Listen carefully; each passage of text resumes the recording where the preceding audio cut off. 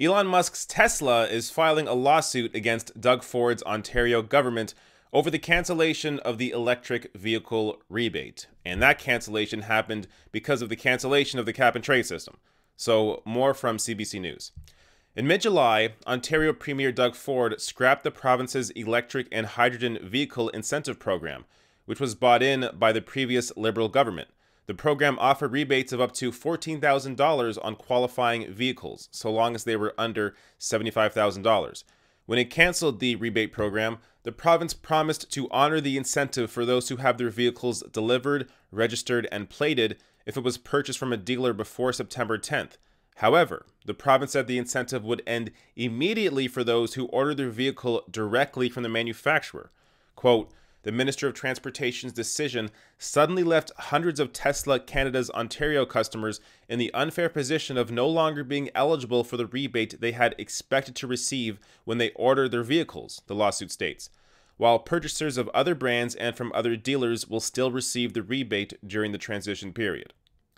So look, I have no love for Elon Musk. I think he has a terrible history on workers' rights. He has a history of union busting, a history of warehouse injuries that are more than typical in his industry.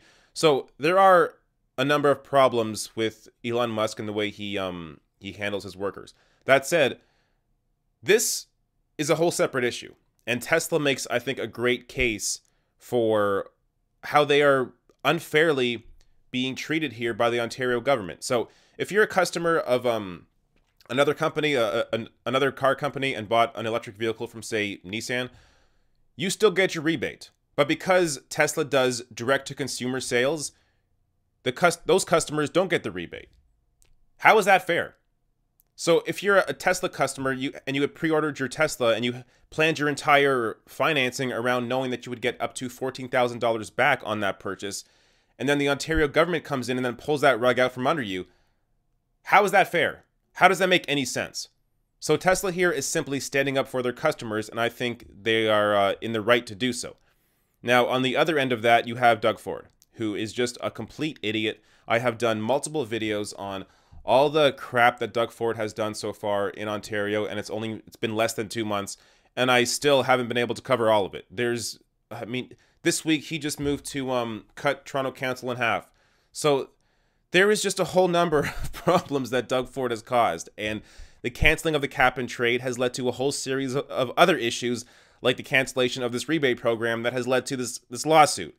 So this is the problem for when voting for somebody like Doug Ford, who ran on literally no platform. They had no platform, and people just voted for him because he was for the little guy, as he said, even though every time I cover Doug Ford, I have to remind people he inherited everything he has, inherited his business, his wealth. His father was an MPP. His brother was the mayor of Toronto. He's had all the connections, all the money he's ever needed, and has no awareness of what life is like for most people. Yet somehow people thought that he would be standing up for them, which is just absolutely ridiculous. So even though I don't care for Elon Musk or Doug Ford, clearly I think in this situation, Doug Ford is in the wrong.